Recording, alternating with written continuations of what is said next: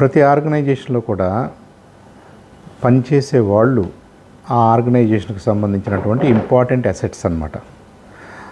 ఆ పనిచేసే వాళ్ళు మనుషులు పీపుల్ అందరూ ఒకటి కాదని మనకు తెలుసు. లెవెల్ ఆఫ్ ఎడ్యుకేషన్ ఒకటి అవ్వచ్చు, కానీ వాళ్ళ ఇండివిజువల్ క్యారెక్టరిస్టిక్స్, ఇండివిజువల్ బిహేవియర్స్ ఒకటిగా ఉండవు. ప్రతి మనిషి కూడా డిఫరెంట్ అని కూడా మనకు తెలుసు. ఆ డిఫరెన్స్ని దేంతో మెజర్ చేస్తారు? వాళ్ళ పర్సనాలిటీ టైప్తో మెజర్ చేస్తారు. ఈ పర్సనాలిటీ టైప్స్ని మనం అర్థం చేసుకోవాల్సిన అవసరం ఉంది. దాన్ని సైంటిఫిక్గా మెజర్ చేయడానికి ఇండస్ట్రియల్ రెవల్యూషన్ టైం నుంచి కూడా చాలామంది సైంటిస్టు, హ్యూమన్ బిహేవియరల్ సైంటిస్టు దీని మీద పనిచేశారు. ప్రధానంగా పనిచేసిన వాళ్ళలో ఇలా పనిచేసిన వాళ్ళలో ప్రధానంగా Myers and Briggs, daughter and mother team చాలా కాంట్రిబ్యూట్ చేశారు. వాళ్ళు పర్సనాలిటీ టైప్ని అసెస్ చేయడం కోసం ఒక పర్సనాలిటీ టైప్ ఇండికేటర్ టెస్ట్ను కూడా డెవలప్ చేశారు. దాన్నే MBTI అంటారు. Myers Briggs type indicator test అన్నమాట. సరే, అవి సిరీస్ ఆఫ్ క్వశ్చన్స్ ఉంటాయి. ఆ క్వశ్చన్స్ని మనం ఇండివిజువల్స్ ఆన్సర్ చేసినప్పుడు వాళ్ళు వాళ్ళ పర్సనాలిటీ ఏంటి అనేది కొంత అసెస్ చేయడానికి అవకాశం ఉంటుంది. వాళ్ళు ఈ డేటాని కంపైల్ చేసి మనుషుల్లో 16 రకాల పర్సనాలిటీ టైప్స్ డిస్టింక్ట్గా ఉన్నాయి. 16 రకాల పర్సనాలిటీ టైప్స్లోకి మనుషుల్ని కేటగరైజ్ చేయొచ్చు అని industrial revolution, industrial development, industrial dominance ఉన్న డికేట్స్లో పనికొచ్చే విధంగా ఇంటర్ప్రిటేషన్ ఉంది, చేశారు. అది డికేట్స్ పరంగా ఆ డేటా ఉపయోగపడింది. అయితే ఈ 16 టైప్స్ని మళ్ళీ మనం గ్రాఫికల్గా ఆలోచిస్తే 4 గ్రూపులుగా చేయొచ్చు. ఈ 4 గ్రూపుల్లో ఎలా అసెస్ చేస్తారు? ఒక్కొక్క గ్రూప్లో మళ్ళీ నువాన్సెస్ని బట్టి ఫర్దర్గా 4 రకాలు ఉంటాయి. అంటే 4 × 4 అంటే 16 రకాలు ఉంటాయి. సో అంత డీటెయిల్డ్గా మాట్లాడుకోవటానికి ఈ వీడియో, ఈ జనరల్ కాంటెక్స్ట్ కరెక్ట్ కాంటెక్స్ట్ కాదు. కాబట్టి మనం ఇంకా ఫర్దర్గా దాన్ని ఇంకొద్దిగా సింప్లిఫై చేసి నా ఓన్ వేలో నేను ఎలా చెప్తానంటే స్టూడెంట్స్కి అర్థమయ్యేలాగా ఈ 4 టైప్స్కి 4 టైప్లే అనుకుందాం.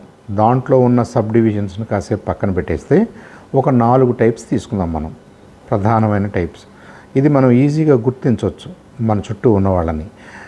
ఒకటి ఈగిల్, గద్ద. రెండో టైపు పీకాక్ అంటే నెమలి. మూడో టైప్ వచ్చేసి ఆవుల్, గుడ్లగోబ. నాలుగో టైప్ వచ్చేసి పావురం అంటే డవ్ అంటారు, పావురం. ఇలా ఈ బర్డ్స్కున్న లక్షణాలని మనం అర్థం చేసుకుంటూ మనలో కూడా అలాంటి పర్సనాలిటీసు, అలాంటి 4 గ్రూపులు ఉన్నాయని చెప్పేసి మనం టు స్టార్ట్ విత్ ఈ అసెస్మెంట్ని అర్థం చేసుకోవటానికి, మనలో రకాలను అర్థం చేసుకోవటానికి ఇది స్టార్టింగ్ పాయింట్గా వాడుకుందాం. ఉదాహరణకి ఈగిల్ ఏం చేస్తుంది? ఈగిల్ అనగానే మనకి మనసులోకి ఏమొస్తుంది? ఈగిలు మీరు కింద గింజలు వేస్తే తిందు, అది నేల మీద వాలదు. అట్టని చెప్పేసి ఏదో 1 మీటరు 2 మీటర్లు ఎత్తున్నటువంటి చెట్టు మీద కూడా వాలదు.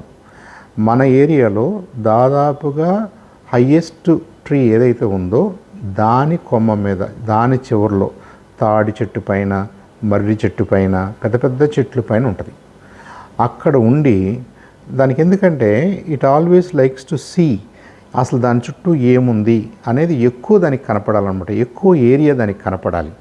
ఆ ఎక్కువ ఏరియాకి తోడుగా అక్కడ బయలుదేరి కావాలనుకున్నప్పుడు, ఏమైనా తినాలనుకున్నప్పుడు, వేటాడాలనుకున్నప్పుడు అది గాలిలోకి తేలి చుట్టూ వెళ్తూ ఉంటుంది. ఒక రింగులాగా ఒక్కొక్క రౌండ్లో పైకి వెళ్తూ ఉంటుంది. రౌండ్ సైజు పెంచుకుంటూ ఉంటుంది, ఆ విస్తీర్ణం పెంచుకుంటూ ఉంటుంది. పెంచుకుంటూ చాలా కిలోమీటర్, 2 కిలోమీటర్లు, 3 కిలోమీటర్ల హైట్కి వెళ్ళిన తర్వాత పెద్ద రౌండ్స్లో తిరుగుతూ ఉంటుంది గద్ద. ఎందుకు అలా చేస్తుంది? అది తను తినాలి అనుకున్న ఐటము ఏది పడితే తినదు కాబట్టి, ఏదో ఎవరో భిక్షం వేస్తే ఆ గింజలు తినదు కాబట్టి, తనంతట తను హంట్ చేసుకోవాలి కాబట్టి ఆ హంటింగ్కి కూడా తన చాయిస్ మీద హంట్ చేసుకోవాలి కాబట్టి, తన ప్రిఫరెన్సెస్ని బట్టి హంట్ చేసుకోవాలి కాబట్టి దానికోసం కష్టపడుద్ది. ఆ కష్టపడటానికి కావాల్సినటువంటి స్ట్రాంగ్ వింగ్స్ ఉన్నాయి దానికి, అలాగే స్ట్రాంగ్ లెగ్స్ ఉన్నాయి. సో పైకి వెళ్తూ ఈ హైట్లో ఉందనుకోండి, ఈ కోన్లో ఉన్నాయి కనిపిస్తున్నాయి. ఇంకొద్దిగా హైట్కి వెళ్ళిన తర్వాత ఆ కోన్లో ఉన్నాయి కనిపిస్తున్నాయి. ఇంకా హైట్కి వెళ్ళిన తర్వాత ఇంకా పెద్ద కోన్లో ఉన్నాయి కనిపిస్తున్నాయి. ఆ కోను కూడా పెద్ద సర్కిల్లో తిరుగుతూ ఉంది. అంటే ఏంటి, ఒక హైట్లో ఉన్నప్పుడు ఆ చెట్టు చుట్టూ ప్రాంతం కనిపిస్తే, ఇంకా హైట్కి వెళ్ళినప్పుడు దాదాపుగా ఊరంతా కనిపిస్తే, ఇంకా హైట్కి వెళ్ళినప్పుడు పక్క ఊర్లు కూడా కనిపిస్తాయి దానికి. అంత హైట్లో ఉండి కిందకు చూస్తూ, కింద దానికి చక్కగా ఎలుక, పాము, ఆ పాముల్లో రకాలు, ఏదైతే బయట తిరుగుతుందో, ఏదైతే తను పట్టుకోవడానికి అవకాశం ఉందని అనుకుంటుందో అవన్నీ కూడా క్లియర్గా కనిపిస్తాయి. అంటే ఈగిల్కి మంచి ఐసైట్ కూడా ఉంది. సో మంచి ఐసైట్ ఉంది, మంచి విజన్ ఉంది, తర్వాత బలమైన రెక్కలు ఉన్నాయి, బలమైన కాళ్ళు, క్లాస్ ఉన్నాయి పట్టుకోవడానికి. ఇవన్నీ ఉన్నాయి కాబట్టి తను కోరుకున్న విధంగా అంత హైట్లో నుంచి దానికి కావలసిన లెటర్సే ఒక త్రాసు బాంబు ఉంది అక్కడ, అది వాళ్ళు తినాలని అనుకుంటుంది. ధన్మంట అంత హైట్లో ఉన్న గద్ద రెక్కలు ముడుచుకుని ఒక రాయిలాగా కిందకు వచ్చేసి ఆ పామును పట్టుకుని వెళ్ళిపోద్ది. ఆ పామును తినేస్తాయి. ఒకవేళ ఆ పాము ఈలోపు ఏదన్నా మిస్ అయ్యి ఆ పక్కకో ఇంకో బుష్లోకి వెళ్ళిపోయింది అనుకోండి, అదేం డిసప్పాయింట్ కాదు. అక్కడ కూర్చుని బాధపడదు.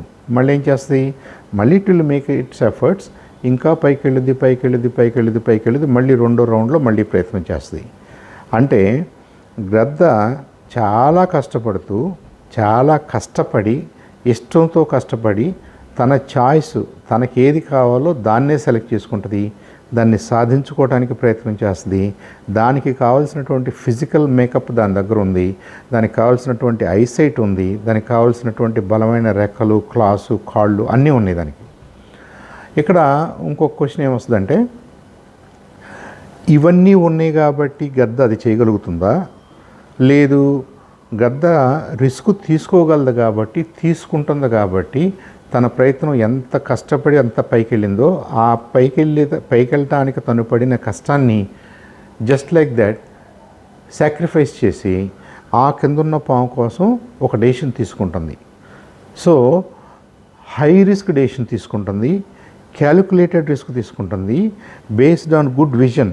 దానికి చక్కగా కనపడింది. మనందరికీ ఒక డైరెక్షన్లోనే కనపడితే దానికి 2 డైరెక్షన్స్లో కనపడే అవకాశం ఉంది. గద్ద కళ్ళు చాలా ఫోకస్ చేసి చూడగలవు అంత హైట్లో ఉండి కూడా.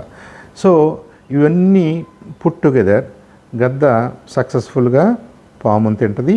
ఆ రోజు కుదరకపోతే ఆ రోజు ఆ గద్ద ఏం చేస్తుంది, తన ఇష్టమైనటువంటి ఆహారాన్ని వేటాడుకుంటుంది, పట్టుకుని మళ్ళీ పైకి తీసుకెళ్ళుద్ది, ఒక బాగా హైట్లో ఉన్న చెట్టు మీదకి వెళ్ళి కూర్చుని అది తినేస్తుంది.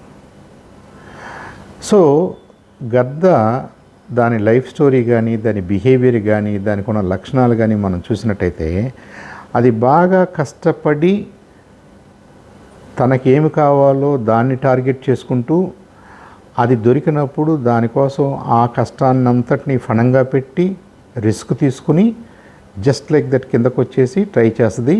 ఒకవేళ అది మిస్ అయితే 100% of the effort, 100% of the tries successful కాకపోవచ్చు, అన్ని ప్రయత్నాలు ఫలించకపోవచ్చు.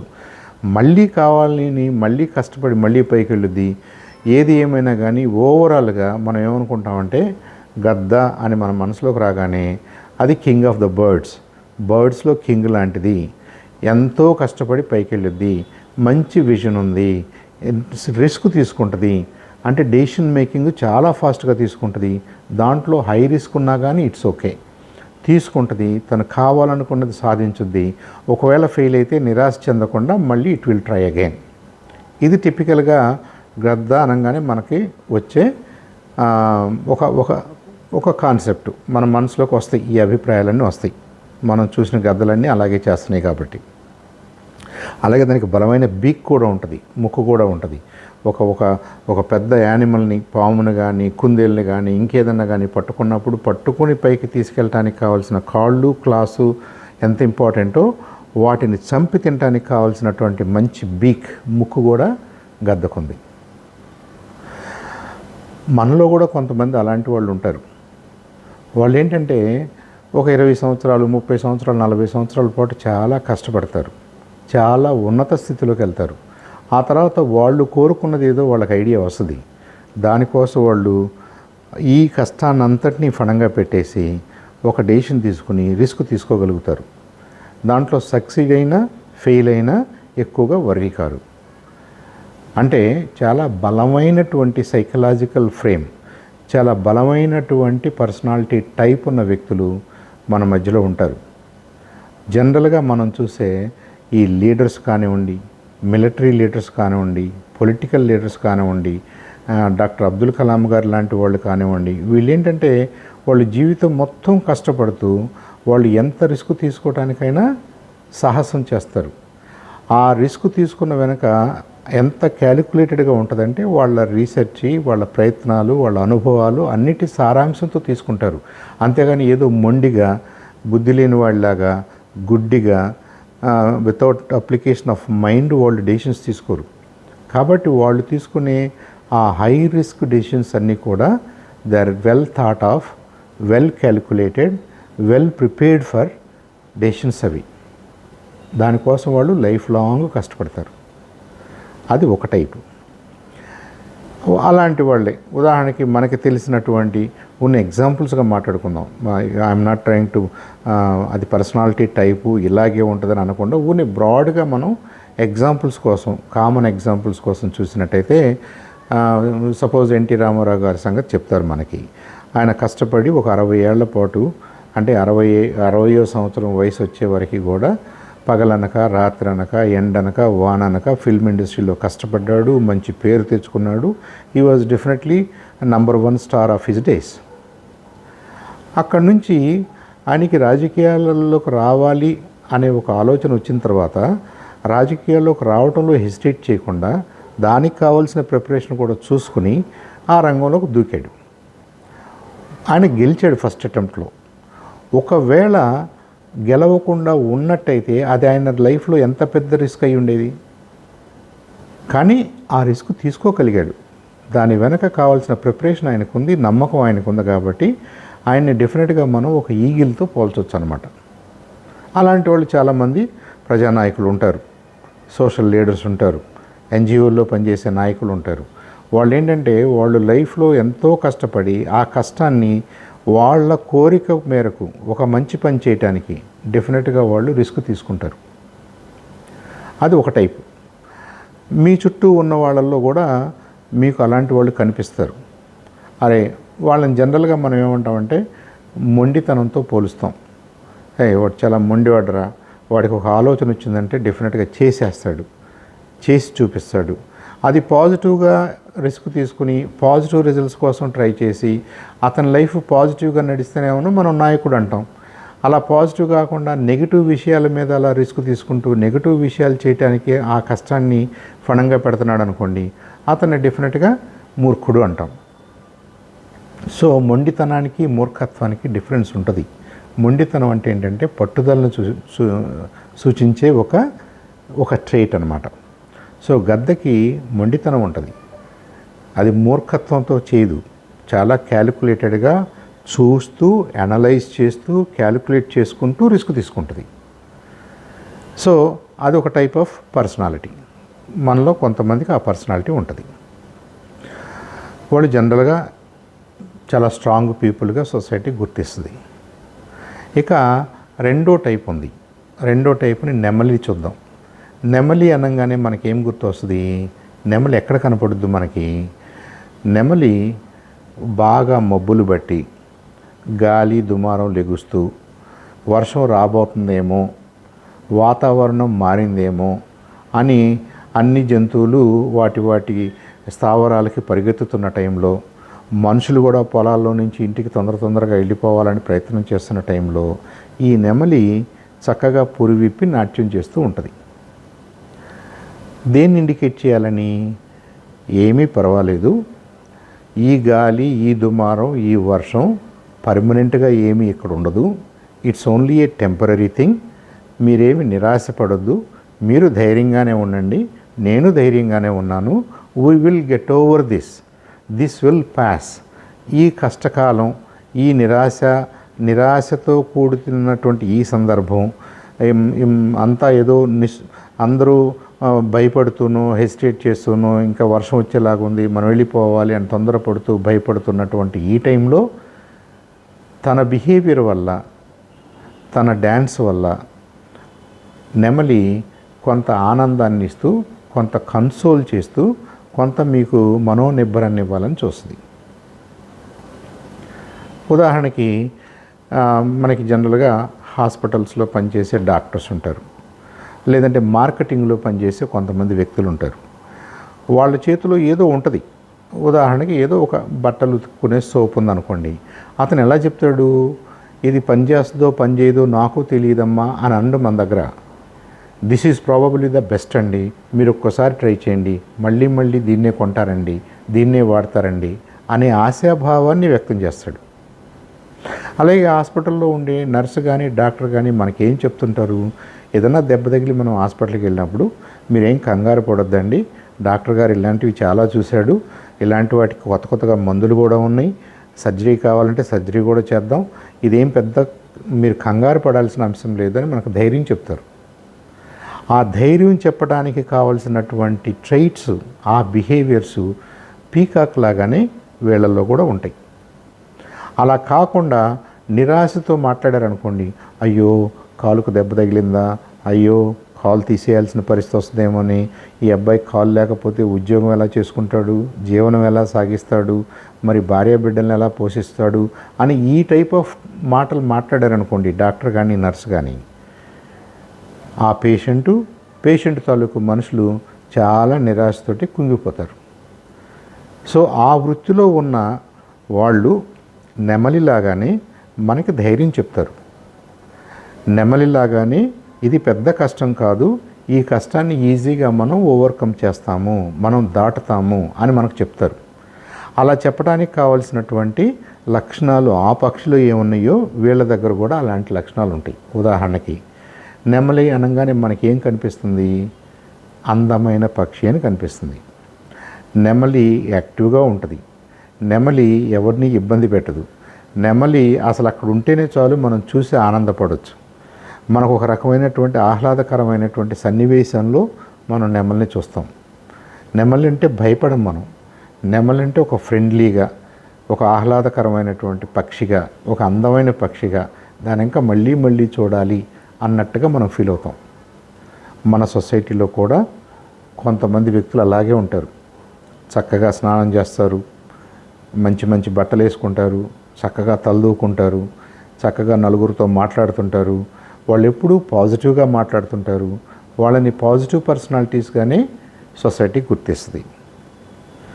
ఏదైనా చిన్న ఇబ్బంది ఉన్నా, ఎవరికన్నా ఇబ్బంది కలిగినా ఆ ఇబ్బంది మీద హైలైట్ చేయకుండా, ఆ ఇబ్బంది వల్ల వచ్చే ఫర్దర్ ఇబ్బందుల గురించి మాట్లాడకుండా, అదేం పెద్ద ఇబ్బంది కాదు, మీరు ధైర్యంగా ఉండాలి, you will be over that, ఈ కష్టకాలం తొందరగానే అయిపోద్ది, మళ్ళీ మీరు నార్మల్గానే ఉంటారు, ఫ్యూచర్లో ఇంకా బాగుంటారు అనే విధంగా వాళ్ళ మాటలు ఉంటాయి.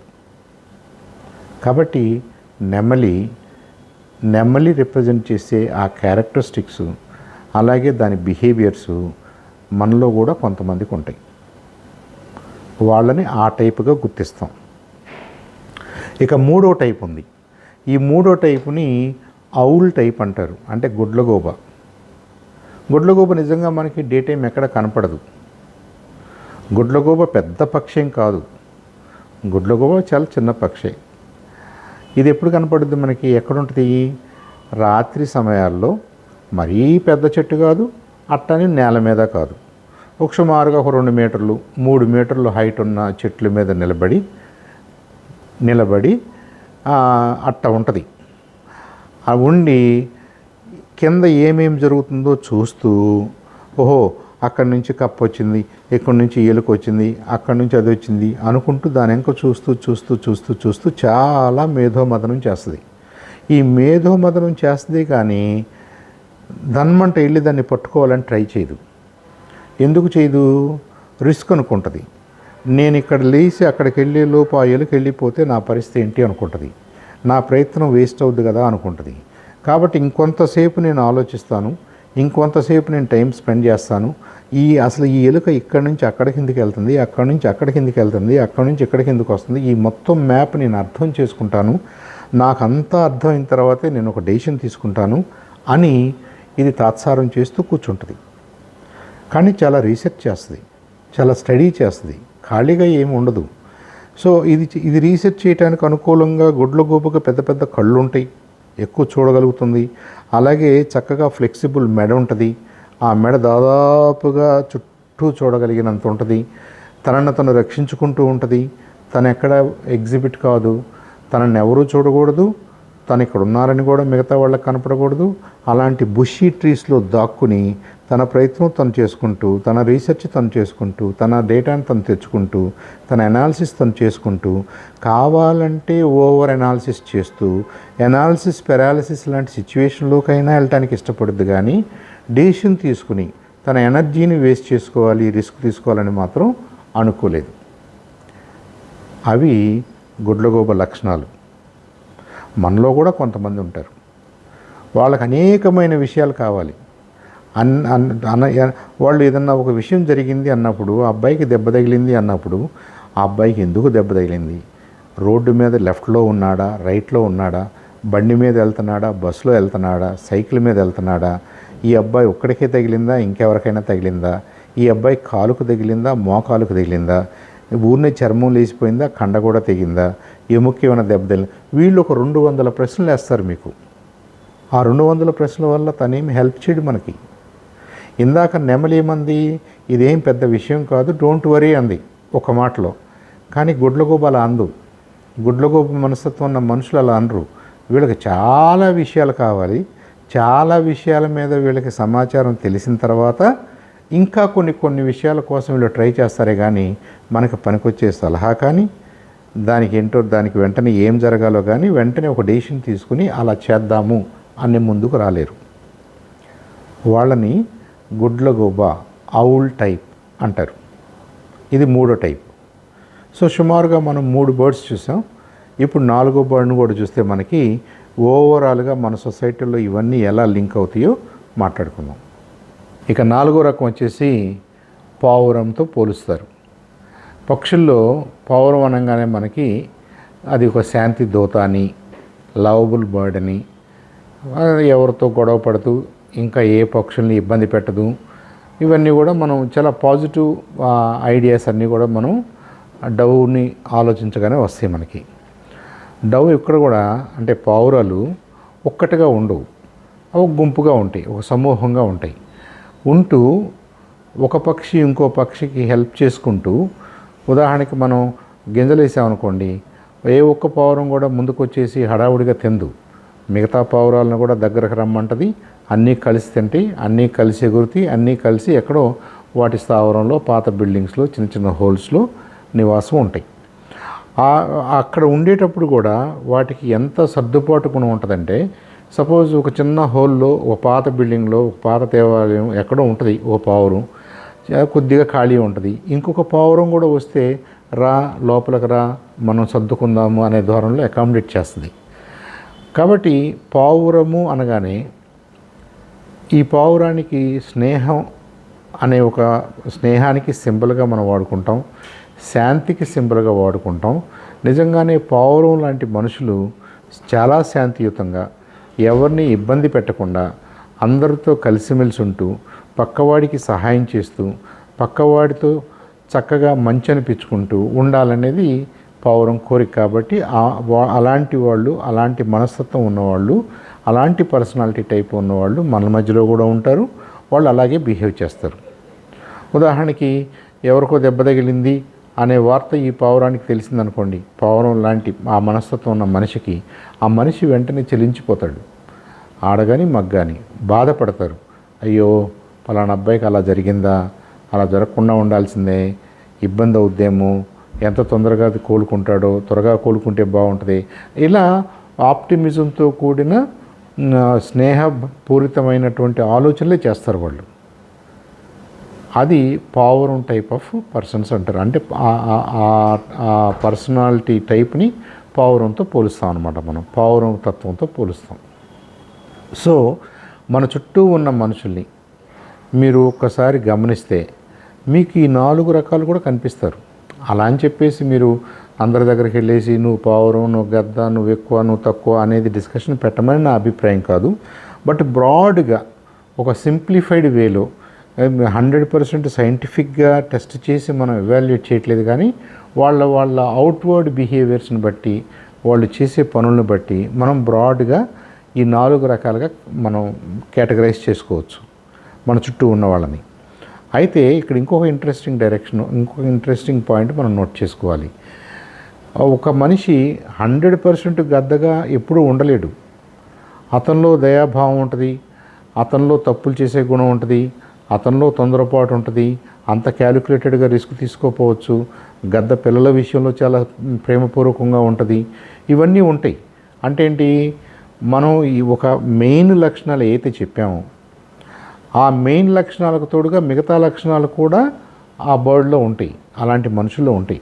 ఉదాహరణకి ఒక ఆయన ఈగిల్ లాంటి వాడు, మొండిగా ఎంత కష్టమైనా పడతాడు, పడిన కష్టాన్ని రిస్క్ తీసుకుంటాడు, తను అనుకున్నది సాధించాలని ట్రై చేస్తాడు, అది ఫెయిల్ అయితే మళ్ళీ ప్రయత్నం చేస్తాడు అని అన్నాం అనుకోండి.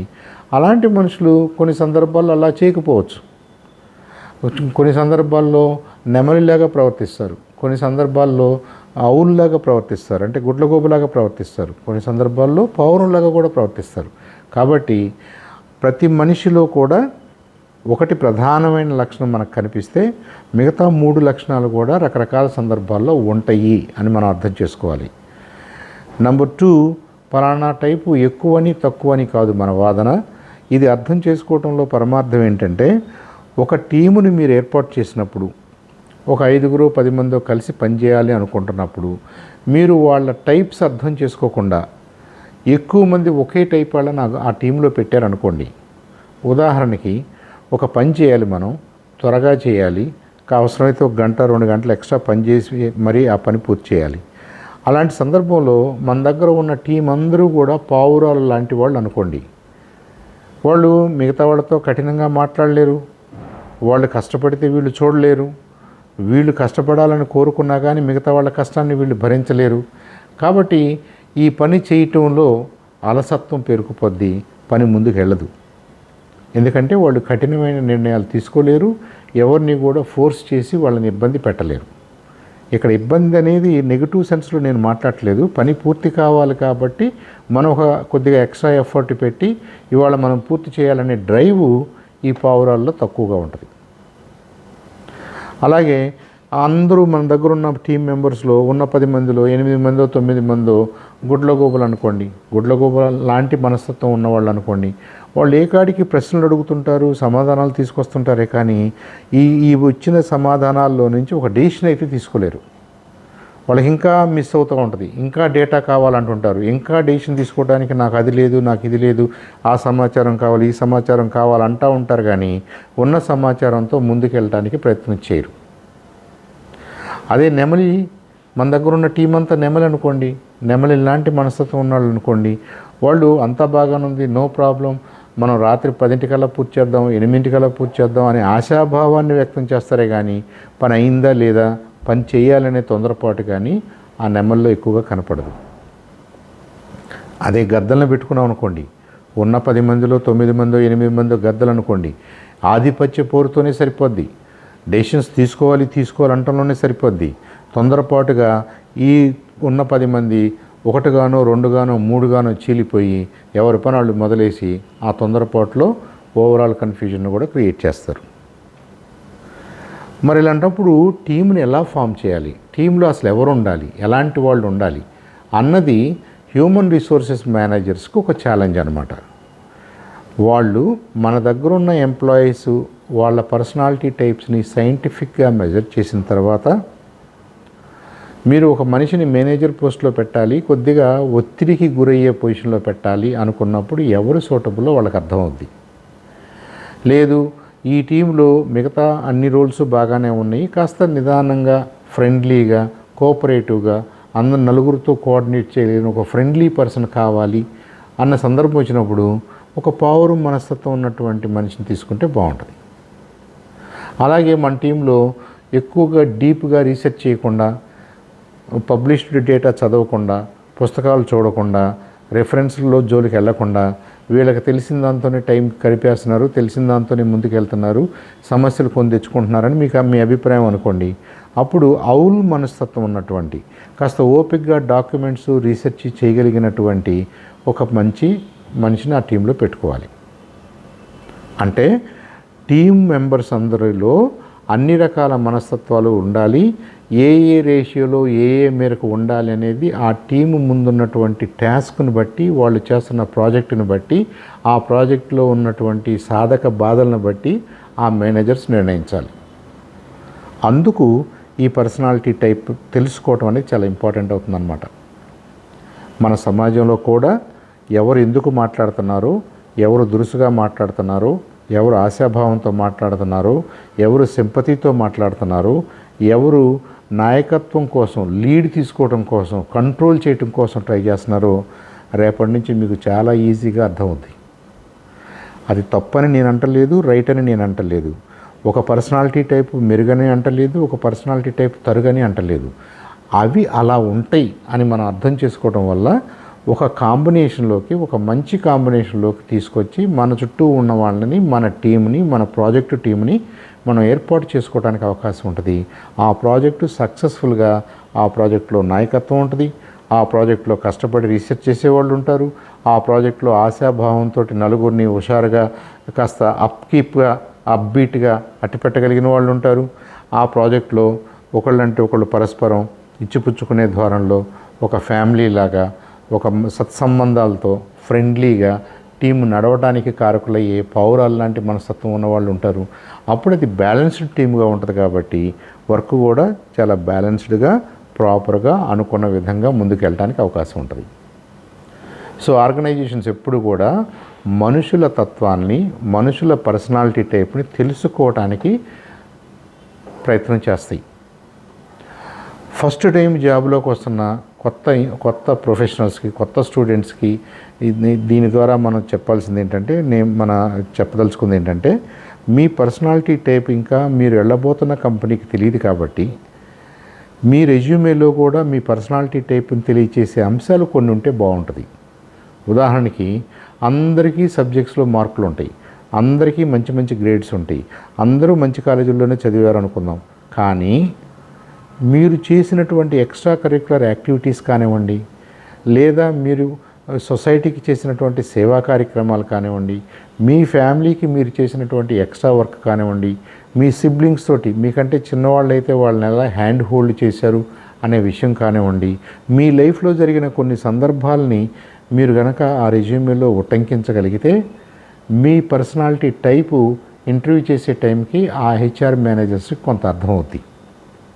దాన్ని బట్టి డెసిషన్స్ తీసుకుంటారని నేను అంటలేదు, బట్ అది కూడా ఒక పాజిటివ్ ఎలిమెంట్గా ఉపయోగపడే అవకాశం ఉంటుంది.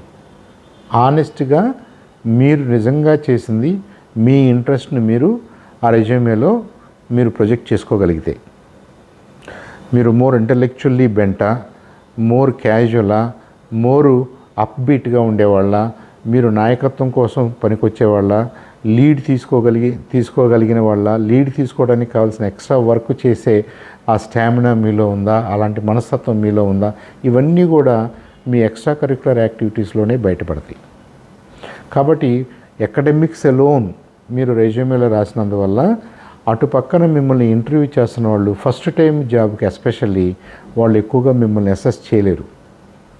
అదే over a period of time మీరు ఆ ఆర్గనైజేషన్లో, ఆ ఇన్ఫోసిస్లోనో, గూగుల్లోనో, మైక్రోసాఫ్ట్లోనో ఒక 5 ఏళ్ళు 10 ఏళ్ళు పనిచేశారనుకోండి, డెఫినెట్గా they will understand your type of person, me personality type వాళ్ళకి అర్థమవుద్ది. అకార్డింగ్లీ మీరు ఏ టీంలో ఏ పాత్ర పోషించాలో కూడా కొంతమేరకు అడ్జస్ట్ చేసి, మీకు ఇబ్బంది లేకుండా, మీ పెర్ఫార్మెన్స్కి ఇబ్బంది లేకుండా మీరు హయ్యర్ పెర్ఫార్మెన్స్తో పనిచేయడానికి అవకాశాలు కల్పిస్తారు. సో పర్సనాలిటీ టైప్ తెలుసుకోవటం వల్ల మనకి ఇన్ని ఉపయోగాలు ఉన్నాయి. కాబట్టి మనం అసెస్ చేసుకోగలగాలి, మన చుట్టూ ఉన్న వాళ్ళని అసెస్ చేసుకోవాలి for a constructive team building and for a successful team performance.